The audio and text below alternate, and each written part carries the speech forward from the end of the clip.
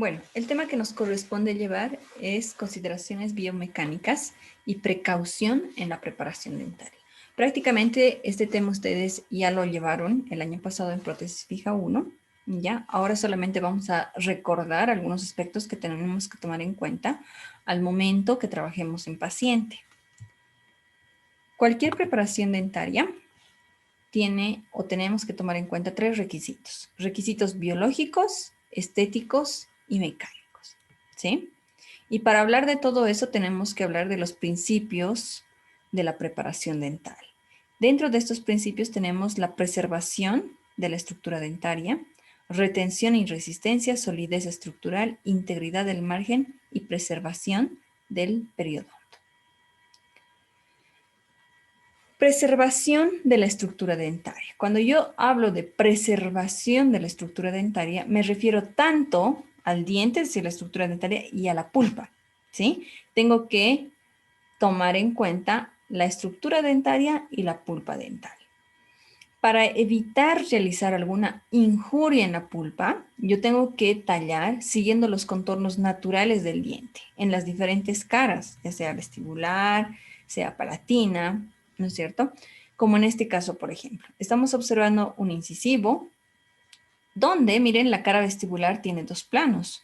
Un plano que es cervical y el otro plano que es incisal, que tiene diferentes inclinaciones, ¿no es cierto? No es recto, ¿ya?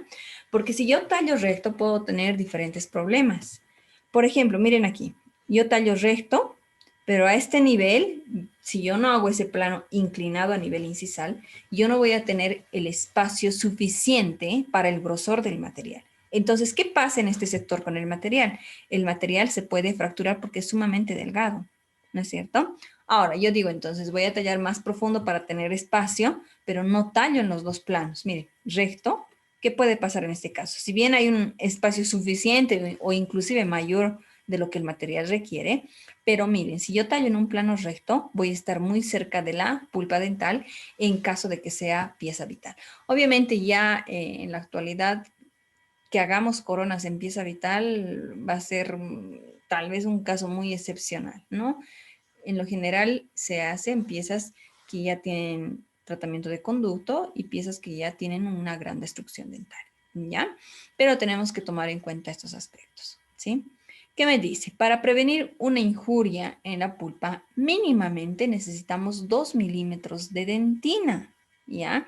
Yo no puedo tener un espesor menor de dentina porque esa pulpa ya corre el riesgo de sufrir algún tipo de injuria, ¿sí? Entonces, mínimamente el grosor que debería proteger a la pulpa debería ser 2 milímetros de dentina, ¿ya? Y aquí abajo tenemos un cuadrito donde nos indica cuánto mide el esmalte, ¿sí? Cuánto de grosor tiene la dentina, ¿ya? Obviamente depende de la ubicación, ¿no es cierto? Si es a nivel incisal, a nivel cervical, pero como promedio tenemos en esmalte 0.3 milímetros, en dentina tenemos 2.2 milímetros. En total, entonces, el tejido duro que protege a la pulpa dental sería 0.3 más 2.2, 2.5 milímetros de grosor. ¿Cuánto necesito como mínimo para evitar una injuria? 2 milímetros. Entonces, ¿cuánto tengo yo para desgastar? 0,5 milímetros, ¿no? Ese es el grosor que tengo para desgastar. Pero muchas veces desgastamos más y es por eso que tenemos problemas posteriores, ¿ya? Otro de los principios que hay que tomar en cuenta es la retención, ¿sí? La retención está dado por el paralelismo de las paredes axiales, ¿ya? No por el cemento. No tenemos que darle todo el trabajo al cemento, ¿no es cierto? ¿Por qué? Esto principalmente se da cuando hacemos prótesis fijas convencionales, tradicionales, donde no estamos realizando un tipo de adhesión específica. La retención es mecánica prácticamente, ¿no? Entonces, cuando nosotros tallamos coronas, tienen que ser casi paralelas, ¿ya? Porque si nosotros tallamos de forma cónica, son estructuras dentarias muy expulsivas. Entonces, la corona va a zafar de ahí, ¿no es cierto? Entonces, tenemos que tratar de hacer lo más paralelo posible, ¿no? Tampoco pueden ser divergentes, tienen que ser lo más paralelo, ligera con una mínima o ligera convergencia. La convergencia o el grado de convergencia va a ser 6 grados, que es mínimo, ¿sí? Miren acá, en el esquema de aquí abajo tenemos un cono, ya, con 10 grados de convergencia, luego tenemos 15 grados de convergencia y en el otro 20 grados de convergencia. ¿Cuál tiene mayor retención? Obviamente va a tener mayor retención este de 10 grados, ¿no es cierto? Porque sus paredes no están tan inclinadas, es casi paralelo, ¿sí? En cambio, en este, miren, de 20 grados, las paredes están completamente convergentes, ¿ya? Entonces, esto permite que ese muñón sea muy expulsivo. Entonces, la corona puede zafar de ahí, no hay retención. Y no tenemos que echarle todo el trabajo al cemento. En realidad, el que mayor retención nos va a dar, o lo que mayor retención nos va a dar son las paredes paralelas, ¿sí? Porque el cemento que utilizamos puede ser, no sé, fosfato de zinc, ionómero de vidrio. Si bien el ionómero de vidrio tiene una adhesión específica a la estructura dentaria, no tiene adhesión específica al material de restauración o a la corona, ¿sí? Entonces, esa retención tiene que estar dada de forma mecánica, ¿ya? Ahí está, ¿no? ¿Cuántos grados tiene que tener de convergencia las paredes axiales? Y estos grados está dado por la fresa, por la misma fresa. No necesitamos nosotros hacer inclinaciones. Es por eso que se les pide fresas troncocónicas. Las fresas troncocónicas son estas, ¿no? Donde la base es más gruesa que la punta, ¿ya? Ya sea de extremo plano, extremo redondeando, dependiendo la terminación cervical que querramos realizar, ¿sí? Entonces, eh, aquí tenemos una fresa troncocónica, ¿no es cierto? Una fresa troncocónica de extremo plano, extremo redondeado, pero es troncocónica. Es la misma fresa, es la que nos va a dar la inclinación, la convergencia de 6 grados, ¿no? Entonces nosotros al tallar tenemos que mantenerla recta, ¿ya? No tenemos que inclinar, mantenerla recta y la misma forma de la fresa es la que nos da los 6 grados de convergencia. Lo mismo se hacía cuando teníamos que preparar cavidades para incrustaciones, principalmente cuando hacíamos incrustaciones metálicas, donde igual no obteníamos una cementación adhesiva, ¿no? Entonces la retención en estos casos igual era prácticamente mecánica. Es por eso que se hacía o se configuraba cajas, ¿ya? Cajas que sean expulsivas, pero que sean también retentivas, ¿sí? En este caso, miren cómo está tallada el muñón, es completamente convergente. Miren las paredes, es mucho más de 6 grados, ¿no es cierto? 20 grados y más todavía. Cuidado que me estén tallando así, ¿ya? Así que ya me han reclamado en Integral Adultos cuando ustedes pasen al año, que muchos tallan de esta forma, ¿no? Muñones completamente cónicos, lo que nos da un muñón sumamente expulsivo, ¿sí? Entonces, no está cumpliendo en este caso la convergencia necesaria que tiene que tener las paredes axiales, ¿no? Miren, como un conito, ¿sí? Muy expulsivo. Otro punto o aspecto que tenemos que tomar en cuenta para hablar de retención es la longitud del muñón. ¿Ya? No podemos realizar coronas en muñones que son demasiado cortos. Mínimamente necesitamos unos 3, 4 milímetros, ¿ya? De longitud del muñón. Si es menor, no podemos realizar coronas, ¿no? Porque no hay retención. Cuando es muy corto, entonces no existe la retención necesaria y va a ser un fracaso. Antiguamente, cuando se tallaba, se realizaba cajas y surcos, como estamos viendo aquí.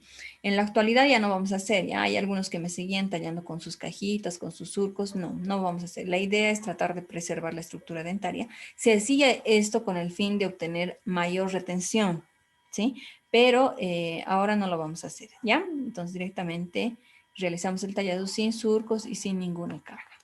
¿Listo? Otro de los principios que también ya lo vieron es la solidez estructural. La solidez estructural se refiere al espacio que vamos a dar para que el material pueda resistir ciertas fuerzas de la estructura dentaria, ¿ya? Entonces, para esto, igual tenemos que seguir los planos de la estructura dentaria, ¿ya? Los planos inclinados de la estructura dentaria que tiene, en este caso, miren, es un molar, ¿no es cierto?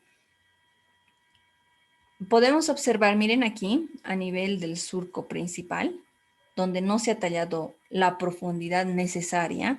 Por lo tanto, estamos viendo que el material es muy delgado. Entonces, como esta pieza dentaria va a tener o va a soportar fuerzas oclusales, fuerzas verticales, a este nivel, como el material es muy delgado, ya que no tengo el espacio suficiente, este material puede fracturarse.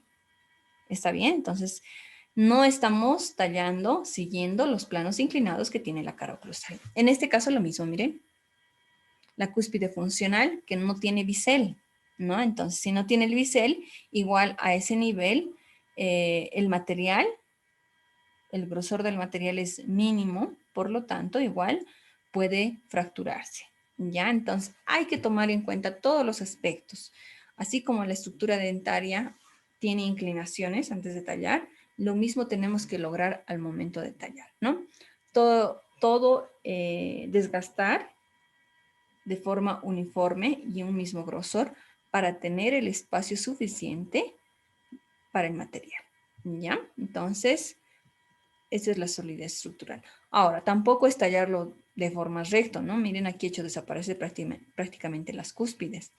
Si esta fuera una pieza vital, matamos prácticamente a la pulpa, porque aquí tendría que estar la pulpa dentaria y aquí tendrían que estar los cuernos pulpares, ¿no es cierto? Entonces, si nosotros hiciéramos ese tipo de tallado en una pieza vital, la matamos a la pieza dentaria, ¿no? Porque vamos a estar demasiado cerca de la pulpa dental, ¿ya? Entonces, a tomar muy en cuenta principalmente en piezas posteriores porque son las que soportan fuerzas oclusales, fuerzas verticales, ¿no?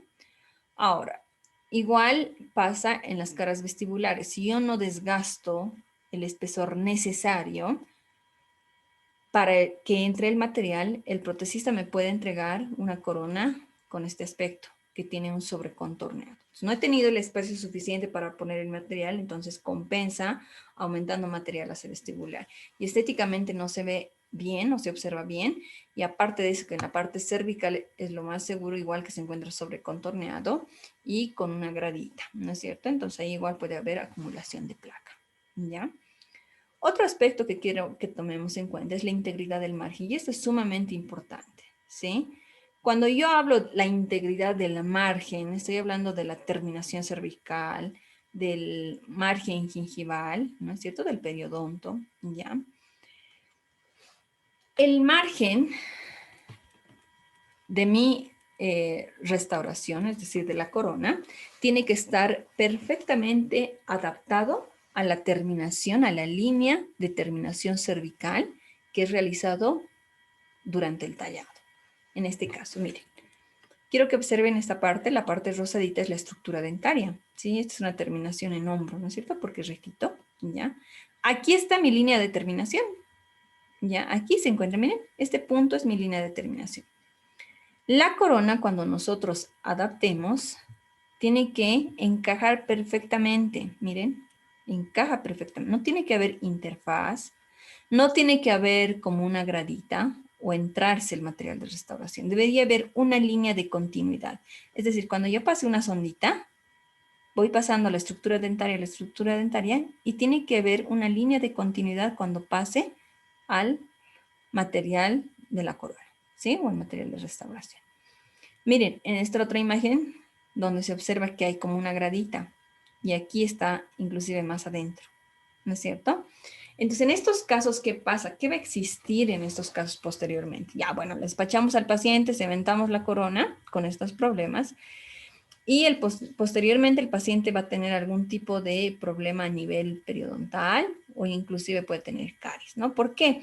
Porque a este nivel va a existir mayor retención de placa, ¿sí? Se va a retener placa y esa placa va a permitir que haya inflamación gingival y va a permitir que exista también caries, ¿ya? Entonces las coronas cuando nosotros realicemos, miren como en este caso, no pueden tener este sobrecontorneado o esta gradita, ¿ya? Tiene que ser una línea de continuidad, una sola línea de continuidad, tanto la restauración como la estructura dentaria.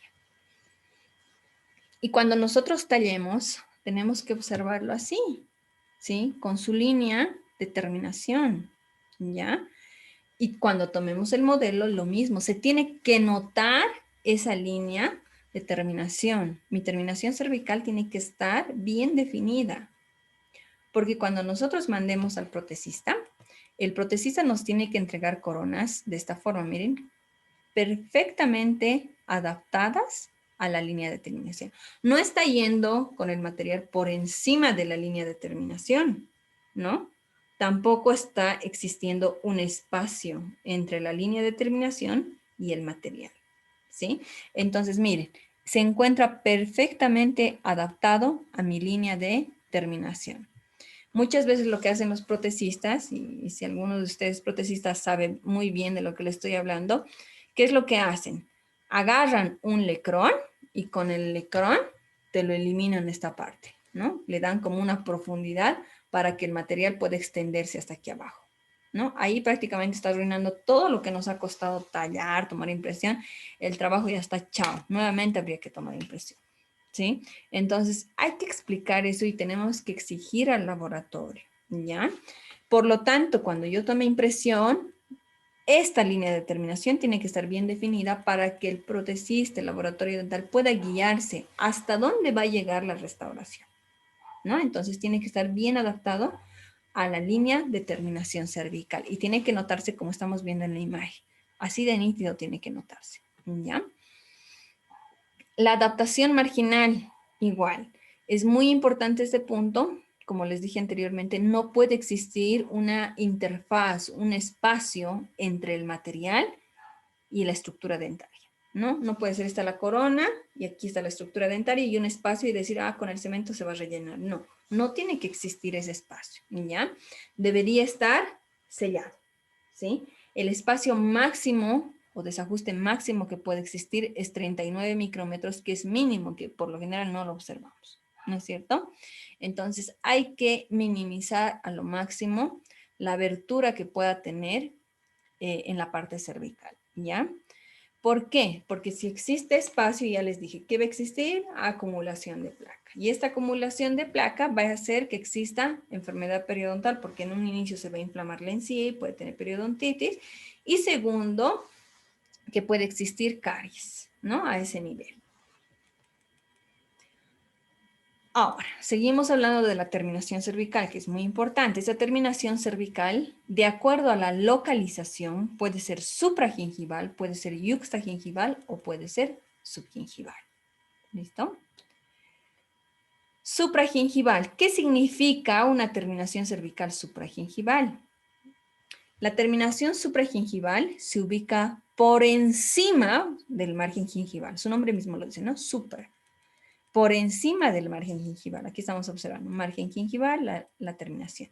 Si ustedes observan, de forma clínica, se puede ver la terminación cervical cuando es supra, ¿sí? Lo podemos observar. Biológicamente, esta es la terminación más adecuada. ¿Por qué? Porque para nosotros, como operadores, es más fácil de realizarlo ya que lo puedo observar, ¿no es cierto? Es más fácil de tomar impresión. Muchas veces ni siquiera podemos requerir poner hilo de separación o hilo de retracción, ¿ya?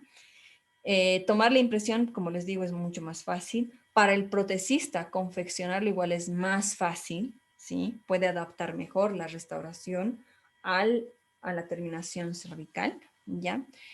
Y para el paciente, que es lo más importante, eh, es mucho mejor porque el paciente puede realizar un mejor control de placa, ya que se encuentra por encima, entonces el paciente puede tener un mejor acceso a la limpieza, ¿no? Puede controlar de mejor forma la presencia de placa, ¿ya? Por eso les digo, biológicamente es mucho mejor, ¿sí? Podemos conservar en mejor estado el periodonto, ¿ya? Ahora, estéticamente, dependiendo del tipo de material que utilicemos. Antiguamente se hacían coronas y lo siguen haciendo algunos, ¿no? Coronas que tienen como un collar metálico a nivel cervical. Entonces, por esa razón, muchas veces preferían esconder, ¿ya?, la parte cervical de la restauración, y por eso preferían no hacer una terminación supragingival, ¿sí? Pero como les digo, tiene bastantes ventajas. Aquí tenemos lo mismo que hemos hablado: fácil acabado, un mejor control de placa por parte del paciente, facilita las impresiones al momento que nosotros queramos, hayamos tallado y queremos tomar la impresión, reduce lesionar tejidos blandos porque estamos por encima y facilita la restauración. Cuando tallamos, ni siquiera tocamos nosotros el tejido gingival, ¿no? Entonces, es por eso que no existe riesgo de poder lesionar los tejidos blandos, ¿ya? Esta es una terminación subgingival, como estamos observando, ¿no? Estas terminaciones subgingivales son más agresivas. ¿Por qué? Como su nombre lo dice, la terminación va a ir por debajo del margen gingival, como estamos observando aquí. Entonces, para yo poder hacer ese tipo de terminación cervical, tengo que introducir la fresa dentro del surco, ¿no es cierto? Entonces, yo no sé cuánto voy a introducir. Es posible que yo lesione epitelio de unión, tejido conectivo. Estemos lesionando el periodonto, ¿no es cierto? Porque tengo que introducir el margen, la terminación cervical tendría que estar escondido dentro de la encía, ¿sí? Entonces, es más riesgoso de poder lesionar periodonto, es más agresivo, ¿ya? Y en muchos casos, cuando ustedes hacen terminaciones subgingivales, vamos a ver de esta forma, ¿no? El tejido periodontal con hemorragia y todo, ¿ya? ¿Qué quiere decir esto? Que sí estamos invadiendo el espacio biológico y estamos lesionando epitelio de unión, tejido conectivo, ¿sí? ¿Cuál es la razón por la que podríamos hacer subgingival? Es esta precisamente lo que les dije, ¿no? Hay coronas que tienen como un collar metálico a nivel cervical, principalmente en las coronas metalcerámicas, ¿ya? Entonces yo no quiero que se observe esa parte, ese anillo metálico, entonces por eso que esa parte metálica prefiero esconder dentro de la encía, por estética. Muchas veces sí hacemos subgingival o no quiero que se note la transición entre mi restauración y la estructura dentaria, entonces prefiero esconder, ¿sí?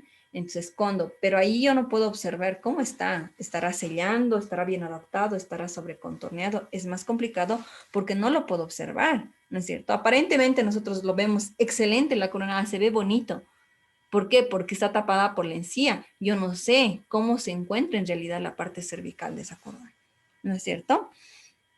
Entonces, en lo posible, tratemos de evitar de hacer ese tipo de terminaciones. Aparte que el paciente, como la terminación es subgingival, el paciente no puede controlar la placa. Y es en estas terminaciones que se tiene más problemas, ¿ya? Más problemas a nivel periodontal, ¿no? La otra terminación es la yuxtagingival, ¿ya? Máximo deberíamos hacer una terminación yuxtagingival. ¿Qué significa yuxtagingival?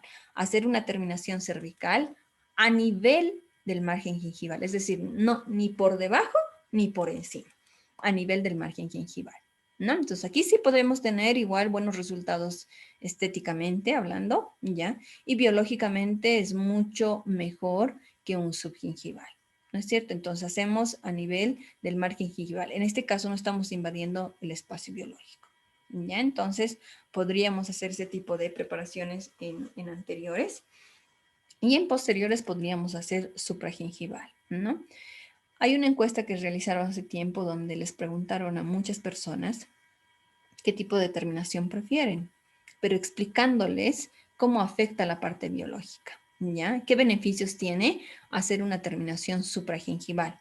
Entonces las personas preferían mantener la parte biológica, ¿ya? Es decir, favorecer la parte biológica, así se encuentre comprometido la parte estética, ¿no? Entonces, si nosotros les explicamos a los pacientes, entienden, ¿sí? Es mejor conservar todo lo que es la parte biológica, ¿ya? Íntegra, sin lesionar, así sea comprometiendo la parte estética, ¿no? Ahora, mucho depende también del tipo de sonrisa que tenga el paciente. Si el paciente tiene sonrisa gingival, obviamente se va a notar toda la terminación, ¿sí? Pero si el paciente tiene sonrisa baja o sonrisa media, entonces no va a haber problema porque el paciente va a sonreír y no se observa la parte cervical, así inclusive tenga ese tipo de terminaciones, ¿no? Que son como collares, como estamos observando aquí, como collar metálico, ¿no? Entonces, y en posterior tenemos menos problema. Cuando sonreímos, las piezas posteriores, los molares sobre todo, no se nota, entonces por eso que siempre les sugiero hacer terminación supragingival en esos casos, ¿ya? Otro punto a tomar en cuenta, el tipo del margen gingival. Uno de los principios nos dice preservación de la estructura dentaria, ¿no? ¿Con cuál de estos tres preservamos más la estructura dentaria? Miren, ¿con cuál estoy desgastando más tejido y menos tejido? El filo de cuchillo es con el que más preservo la estructura dentaria porque estamos desgastando menos tejido, ¿sí? Luego tenemos el chaflán, que es como circulito, y el hombro. Lo vamos a ir viendo uno por uno, ¿ya? El filo de cuchillo lo realizamos con una fresa fisura, ¿está bien? El chanfer o chaflán con una troncocónica pero de extremo redondeado, y el hombro con una troncocónica de extremo plano, ¿no? El filo de cuchillo, como les digo, es la más conservadora en relación a las otras terminaciones dentarias, solo que tengo que tener mucho cuidado en hacer esa terminación porque depende del material que voy a utilizar para realizar la corona, ¿ya? Si voy a hacer, por ejemplo, un material, una corona metal cerámica, yo necesito más espacio, necesito el suficiente espacio para que entren ambos materiales. Entonces, para este tipo de restauración, yo no puedo hacer una terminación en filo de cuchillo. ¿Por qué? Porque me da un espacio insuficiente para el material, ¿no es cierto? Si bien es más conservador, no me va a dar el espacio suficiente para que ese material metal porcelana pueda tener el grosor necesario, ¿sí? Entonces hay que tomar muy en cuenta. Otra cosa, otra dificultad que tenemos es que no podemos observar dónde exactamente se encuentra mi línea de terminación cervical. Es más complicado poder observarlo. En coronas metálicas sí podríamos realizar ese tipo de terminaciones cervicales. Luego tenemos el chaflán o chanfer, que es una terminación cervical donde me da el espacio suficiente para el grosor del material, ¿ya? El margen es visible, miren, no es igual que el filo de cuchillo, que yo no sé dónde se encuentra la línea de terminación cervical. En cambio aquí, miren, aquí está mi línea de terminación cervical, entonces puedo observarlo perfectamente. Es fácil de realizar, el margen es visible y me da el grosor necesario para que pueda ingresar el material. El hombro igual me da un espacio suficiente para el grosor del material, al igual que en chamfer, la línea de terminación es visible, ¿ya? Es igual fácil de realizar, solo que si vemos en relación al chaflán o al chamfer, es menos conservador, ¿no? Porque en un hombro yo, por ejemplo, tendría que desgastar esta parte más, ¿sí? Toda esta parte. Entonces es menos conservador. Tejidos blandos. Seguimos con preservación del margen gingival, ¿ya? Como les dije anteriormente, cuando yo hago una terminación cervical subgingival, es muy probable que yo pueda lesionar tejidos que son parte del periodonto. Y lo mismo puede pasar al momento de tomar la impresión, porque para tomar la impresión yo necesito hilo de separación o hilo de retracción, ¿no es cierto? Para que me salga perfecto el modelo, ¿ya? Entonces, al momento de introducir este hilo de separación, hilo de retracción, tendremos mucho cuidado. No podemos introducir hasta el fondo porque podemos lesionar epitelio de unión, podemos lesionar tejido conectivo, ¿no? Entonces, hay que tener mucho cuidado al momento de poner el hilo de retracción. Si bien tiene que ingresar dentro del surco gingival, ¿ya? No podemos lesionar epitelio de unión y tejido conectivo, ¿ya? Ahora, para tomar la impresión siempre les recomiendo traten de hacerlo sin el líquido astringente, ¿listo? Es mejor hacerlo sin el líquido astringente. Si es que realizamos una lesión, esa lesión tiene que ser reversible, ¿no? Entonces, mucho cuidado al poner el hilo de retracción, ¿ya? Cuando les digo lesionar el epitelio de unión, tejido conectivo, tenemos que recordar esta parte, ¿no? Que ya hemos llevado nosotros en periodoncia el año pasado. ¿Qué partes tiene el periodonto, sí? Que se encuentra por debajo del surco gingival y que se llama todo esto. Desde el reborde, ya, del margen gingival hasta el reborde de la cresta alveolar se llama espacio biológico, ¿sí? Este es el espacio biológico. El espacio biológico se encuentra constituido por el surco gingival, por el epitelio de unión y por el tejido conectivo. ¿Listo? Este surco gingival mide 0,69 milímetros, como me dice aquí, aproximadamente en promedio. Cuando yo hago mi terminación subgingival, ahí es donde tengo problemas, ¿no es cierto? ¿Por qué? Porque si yo quiero hacer una terminación cervical, tengo que introducir mi fresa hasta aquí, ¿ya? Y desgastar a este nivel, más o menos, ¿sí? En cambio, cuando yo hago una terminación yuxtagingival, lo que yo voy a hacer es introducir mi fresita o poner simplemente a este nivel, a nivel del margen gingival y desgastar aquí. ¿Está bien? Y cuando hacemos supragingival, cuando realizamos una terminación supragingival, ni siquiera va a ser a nivel. Mi desgaste va a ser por encima del margen gingival. ¿No es cierto? Entonces, el problema radica cuando yo hago una terminación subgingival, porque voy a introducir la fresita, ¿sí? Y yo no sé hasta dónde voy a introducir. Este surco gingival puede medir 0,69 milímetros, puede ser menos, puede ser más. Y al momento de tallar, yo puedo lesionar este epitelio de unión, porque este es el epitelio de unión. Este es el epitelio de unión y este es el tejido conectivo, ¿no? Entonces, al momento de tallar, yo puedo lesionar este epitelio de unión, ¿ya? Inclusive si entro más, puedo lesionar tejido conectivo. ¿Está bien? Entonces hay que tener mucho cuidado. Lo mismo pasa cuando tomamos la impresión. El hilo de separación ingresa dentro del surco, ¿no es cierto? Entonces, ese hilo va a ingresar aquí. Tenemos que empaquetar aquí. Pero si el biotipo periodontal es muy finito, este surco va a ser mínimo. Entonces, el hilo dental, el hilo de retracción o de separación, cuando empaquetamos, podemos igual lesionar este epitelio de unión, ¿ya? Entonces, a tomar muy en cuenta. Ahora, cuando nosotros invadimos este espacio biológico, les vuelvo a repetir, se encuentra desde la cresta del margen gingival hasta la cresta del hueso alveolar. Entonces, este espacio, esta distancia no se toca, no tendríamos que tocar. Y en el momento que nosotros hacemos una terminación subgingival, y estamos invadiendo ese espacio biológico. Y como resultado, ¿qué nos puede dar? Dos cosas.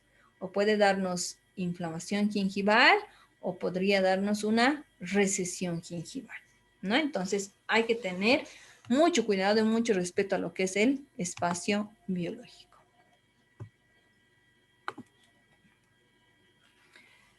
Bueno, si hablamos de puente, ¿no? Cuando nosotros realizamos un puente hay que tomar algunos aspectos como la ley de Ante, ¿ya? La ley de Ante que nos dice que la superficie radicular o la sumatoria de la superficie radicular de los pilares debería ser igual o mayor a la superficie radicular de la pieza a reemplazar. ¿Listo? En este caso, por ejemplo, miren, aquí tenemos un incisivo central, tenemos un canino, ¿no? La raíz del incisivo central es obviamente más grande que el lateral y del canino igual es mucho más grande todavía. Hay excepciones, tendríamos que tomar radiografía, pero por lo general sí son mucho más grandes que las del lateral, ¿no? Entonces, sumando la superficie de estas dos raíces, obviamente va a ser mucho mayor que la raíz del lateral. ¿Se cumple la ley de antes? Sí. En este caso lo mismo, ¿no? Tenemos un canino y un segundo premolar. ¿Se cumple la ley de antes? Sí.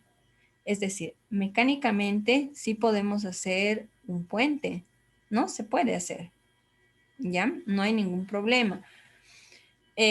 Cuando queremos hacer un puente, primero el espacio déntulo tiene que ser corto, no podemos hacer puentes muy largos, ¿no? Se tiene que cumplir la ley de Ante, que ya habíamos hablado. Las piezas dentarias no tendrían que tener movilidad dentaria y el periodonto tiene que estar completamente sano. Muchas veces llevan a la clínica pacientes, me dicen, voy a hacer un puente, voy a hacer una corona, y están con una periodontitis tremenda. Primero hay que mandarle a periodoncia, tiene que tener un periodonto estable, ya, completamente sano, y recién nosotros podemos optar por hacerle cualquier tratamiento. Entonces, lo primero siempre es periodoncia, ¿sí? En este caso, tenemos ausencia de centrales, laterales y tenemos los caninos. ¿Cumple la ley de Ante? Lo más probable es que no, pero las raíces de los caninos sí son muy largas. Es por eso que muchos colegas hacen puentes en este tipo de casos, ¿no? Puentes largos, ¿ya? Cuando yo realice un puente, tengo que ver el eje de inserción. Yo tengo que tallar los pilares de tal forma que estén paralelos para que el puente, cuando yo introduzca, entre en un solo eje de inserción. ¿Listo? Aunque sea, tenemos que dibujar, pintar en el modelo, hasta en boca del paciente, para que nuestros pilares se encuentren completamente paralelos. ¿Ya?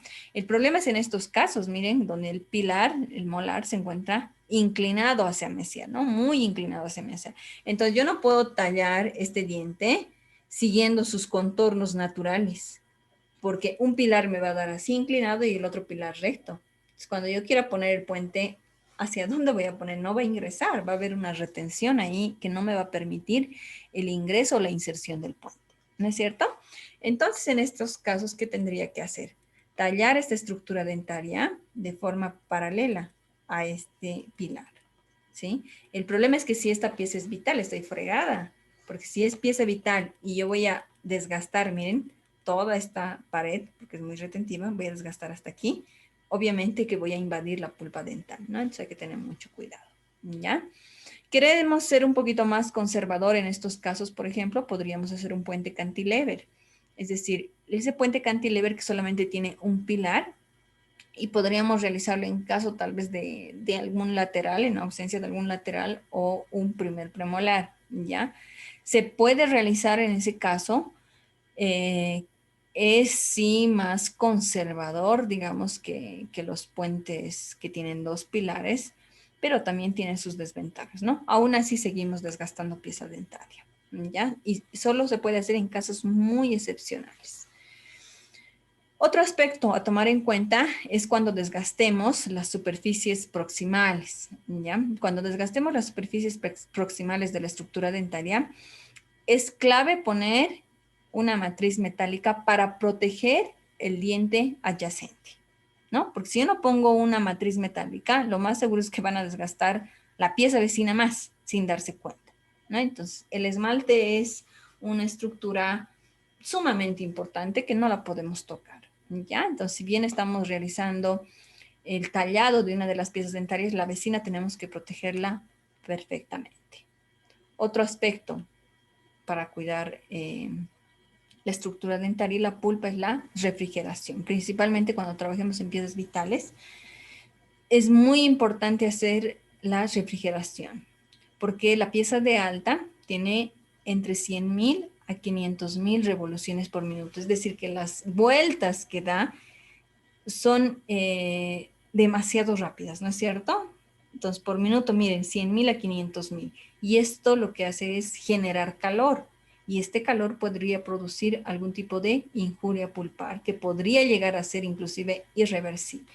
¿Ya? Entonces, mucho cuidado cuando nosotros estemos haciendo preparaciones en piezas vitales principalmente. Sí o sí tenemos que trabajar con refrigeración, a diferencia, por ejemplo, de cuando trabajamos con una pieza de baja. Una pieza de baja va entre 20.000, 40.000 revoluciones por minuto, que es muchísimo menor, miren, a la pieza de alta, ¿no?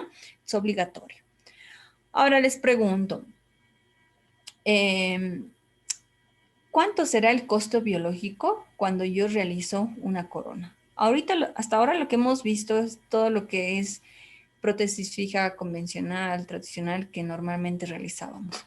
Pero quiero que tomen en cuenta esta parte, ¿no? Cuando yo realizo una corona, ¿ya? Cuando tallo una estructura dentaria para corona, ¿cuánto es el costo biológico? Es decir, ¿cuánto de estructura dentaria perdemos?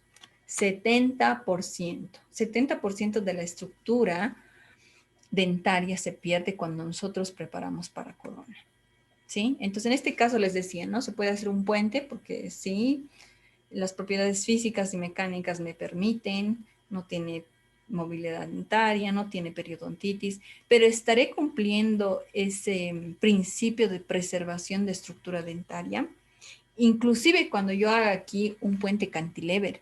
Miren, la estructura dentaria está completamente sana, tanto del central y del canino. O sea, tocar esa estructura, desgastar su esmalte, desgastar parte de la dentina y volverla chiquitita la pieza dentaria porque se va a ir 70%, ¿valdrá la pena realizar eso? A ver, si en caso fuera que les tallaran a ustedes, ¿se dejarían hacer eso? Yo no creo, la verdad. ¿No es cierto? Entonces, en lo posible, tenemos que tratar de evitar hacer coronas y más aún puentes y tomar más en cuenta todavía cuando se trata de piezas dentarias vitales y completamente sanas, con buen remanente dentario, ¿no? Entonces, hay otras alternativas que se puede utilizar en la actualidad, ¿ya? En este caso, lo ideal sería que el paciente se haga poner un implante, ¿no es cierto? Entonces, eso es lo ideal, ¿ya? Quizás por ahora va a haber muchos pacientes que nos digan, pero es que no cuento con la parte económica. Obviamente el implante tiene un costo mayor, ¿no es cierto? Pero todavía podríamos darle otras alternativas, ¿no? Podríamos ponerle tal vez puentes adhesivos, ¿ya? Un puente, en estos casos, porque tampoco se puede poner en todos los casos, podríamos ponerle un puente adhesivo. En caso de que le faltara otras piezas dentarias más, aquí tal vez le faltan molares, en el otro lado tal vez también igual le faltan molares, inclusive podríamos hacer aquí una removible. La idea es tratar de conservar su estructura dentaria y quizás aquí a un tiempito el paciente ahorra y recién opta por el tratamiento de implante. ¿No es cierto? Entonces, hay otras alternativas que se le puede dar. Antes hacían corona a todo. Había una alteración, como en este caso de posición, corona, ¿sí? Había una alteración de color, tal vez de forma, corona, como en este caso, miren. Estéticamente se ve bien, ¿no es cierto? Se ve agradable, pero ¿cuánto de estructura dentaria estamos desgastando? Miren, igual aquí, lleno de metal. ¿Sí? ¿Cuánto de estructura dentaria estamos desgastando y valdrá la pena? ¿Ya? Y principalmente nuestro medio, que las personas todavía no le dan mucha importancia a lo que es la higiene bucal, ¿no es cierto? La importancia a lo que es el cuidado de salud bucal, ¿ya? Hay que tener mucho cuidado al momento de hacer ese tipo de preparaciones. ¿Sí? En un inicio se puede ver bien, pero después vienen con unas periodontitis tremendas, con caries, ¿no? Y es peor, ¿ya? A todo le queremos hacer, como les digo, coronas en estos casos igual, donde muchas veces inclusive se puede resolver con operatoria, ¿sí? Ha habido algunos de sus compañeros que iban a la clínica y decían, ¿puedo hacer aquí una corona? Hay todavía remanente dentario que podemos conservarlo, ¿no es cierto? Entonces se puede hacer en estos casos tratamientos más conservadores. Lo mismo aquí. Hacemos corona, hacemos restauraciones directas, indirectas, ¿qué hacemos? ¿Sí? Lo último entonces, la última alternativa es la corona. Si tiene alteración en cuanto a posición, podríamos hacerle ortodoncia. Si tuviera una alteración en cuanto al color, primero tenemos que ofrecerle un aclaramiento dental, microabrasión. Si tiene cavidades amplias, podríamos hacerle restauración directa, restauración indirecta, habría que decidir eso. Y por último, lo último que le podemos ofrecer es al paciente hacer corona, ¿ya? Si tuviera ausencia de una pieza dentaria, igual, la primera alternativa es el implante, ¿no? Entonces, ofrecerle al paciente. En estos casos, obviamente, vamos a hacer corona, ¿no es cierto? En estos casos sí vamos a hacer corona porque no hay muñón dentario, no hay, no existe ningún tipo de remanente dentario o es mínimo el remanente dentario que hay. Entonces, ¿qué hacemos en estos casos? Tratamiento de conducto, poste, muñón y corona, ¿no? Entonces, son algunos casos que sí podemos hacer corona. Alteración de color, alteración de forma, podríamos ofrecerle carillas dentales, ¿ya? En este caso, mire, ¿qué hacemos? Hacemos una restauración directa, hacemos una restauración indirecta o corona. ¿Qué hacemos en este caso? ¿No? Muchas veces pueden decir, no hay retención, por lo tanto le voy a hacer una corona. Pero sí tenemos tejido, miren. Y para que para adelantarles un poquito, porque esto lo van a llevar ya en los temas siguientes, existen otras alternativas que son las carillas oclusales, ¿ya? Estas carillas oclusales son restauraciones parciales adhesivas, ¿sí? A diferencia de una corona, en ese tipo de restauraciones no tallamos tanto, no perdemos tanta estructura dentaria. Porque miren en este caso, de aquí abajo, es una corona, ¿no? Entonces, miren qué chiquitita le hemos vuelto la pieza dentaria, porque hemos tallado hasta la parte cervical. En cambio, cuando yo realizo restauraciones indirectas como una carilla oclusal, dependiendo del caso, que ya lo van a ver ya más posteriormente, dependiendo del caso, pero lo único que hacemos es cubrir cierta parte de la cúspide, es como una corona parcial, ¿sí? Entonces, eso es lo que actualmente se realiza, ¿ya? Para tratar de preservar la estructura dentaria, ¿sí? Es lo que tendríamos que realizar. Esto igual solamente darles como una pequeña introducción o información ya al tema que posteriormente van a llevar, que es restauraciones indirectas. Más adelante lo van a llevar eso, ¿ya? Miren, la fuerza masticatoria, es decir, ¿cuánto de fuerza producen mis músculos al momento que yo mastico? Entre 400 y 1200 newton. Cuando masticamos, producimos esa fuerza, 400 a 1200 newton. ¿Y cuánto soporta un diente íntegro? Un diente que no tiene cavidad, no tiene ningún tipo de alteración. Soporta 2500 newton, miren, 2500 newton.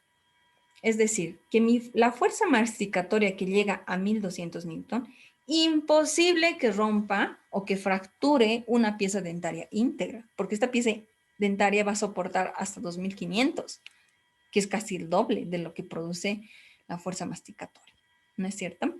Pero a medida que la pieza dentaria tiene cavidades, esta pieza se va debilitando, ¿ya?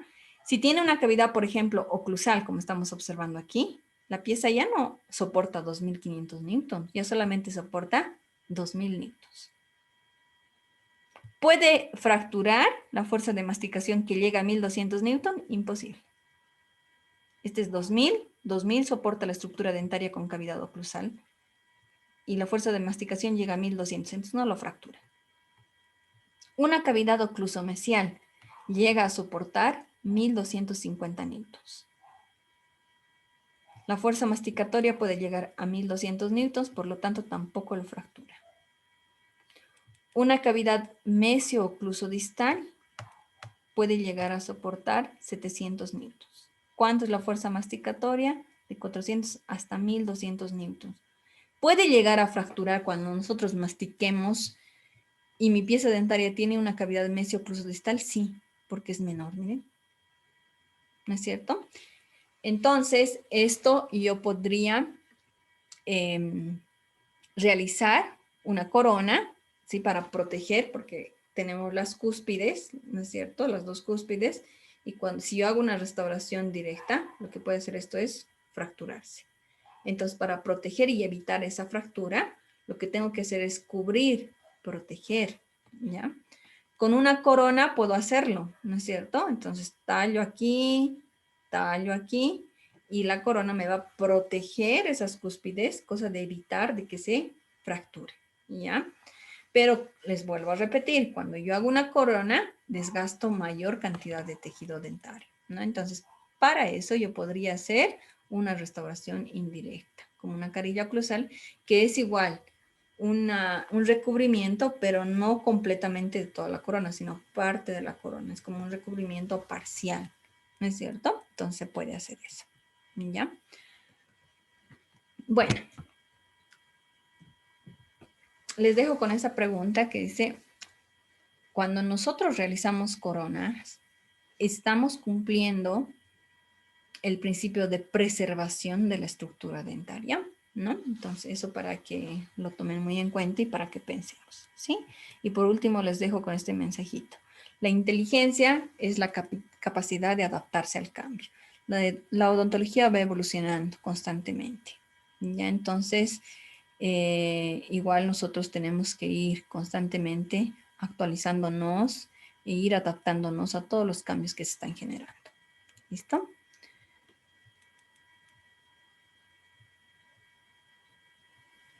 Bueno, nos vemos la siguiente clase.